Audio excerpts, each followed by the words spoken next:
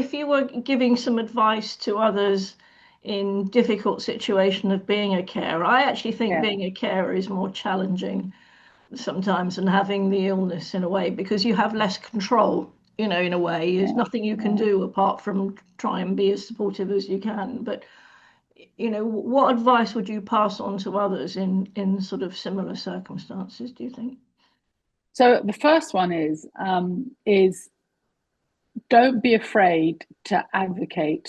And this is really actually for the person that you're taking care of, but speak up. I'm fortunate because I've worked within oncology. I have an understanding of how a healthcare system works. So I had, let's say, the information. I wasn't afraid to challenge my husband's treatment plans or what was going on or how he's being treated, and not challenge, but ask questions and Mm. chase up when things, weren't maybe going as well as they should. Don't be intimidated by a healthcare because as a carer, your prime responsibility is supporting the person, your loved one. And I think all too often people are intimidated by the consultants or the other. Absolutely not. You've got to. It's your responsibility to Mm. advocate on behalf of that and be well informed. And there's lots of information out there to help support that. I think as a caregiver, though, I'm sort of bringing back into our conversation, is to speak up and tell your employer as soon as possible. Tell them, don't be quiet about it. Let them know what's going on because they're going to see changes in your behavior and in your performance, quite frankly. Yeah. And if they don't know why suddenly you're missing appointments, you're dropping the ball, work is being sent in late, past deadlines, or whatever, and you've been a really good employee, whatever your work environment is. If you don't tell them, then they're not going to understand the circumstances, and then things become even more difficult because they presume lots of other things. So, um, and then when you do tell them, you've got to be specific about what you need, whether it's maybe you need to be able to work from home for some periods, or you need great big flexibility, or you need to be able to suddenly drop out. And when you take on commitment, say, look, yeah, I think I can attend that, but be aware I might have to drop out at the last minute.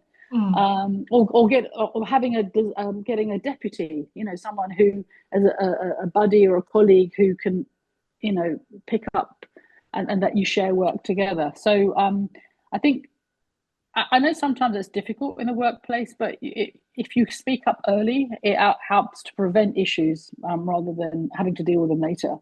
Mm. I think about accepting help, asking for help and accepting it are two different things because the other Yeah. thing is, and I'll smile here, is we all have our own way of doing things. And if someone's going to step in and come and help you and they do something for you on your behalf and it's not quite the way you would have done it, don't complain. Don't and accept it.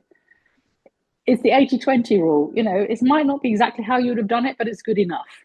Yeah. And so I think accepting, I think all of us, I think, Barbara, it's hard sometimes to think, okay, I'll do it, but that's the right thing to do and letting go. And then I'd say to my last points and is for me in which I didn't really do this, but I'm saying this now with hindsight, is taking care of your own health and Mm. going for your checkups, making time appointments. Don't reschedule them because, and I say this, and I cancel appointments, I cancel checkups. I didn't if I had symptoms, I didn't go for things. So I'm being a hypocrite here, but I'm potentially paying the consequences now. But the old adage when you go on an aeroplane and they say put your mask on first before you put on the child. Mm.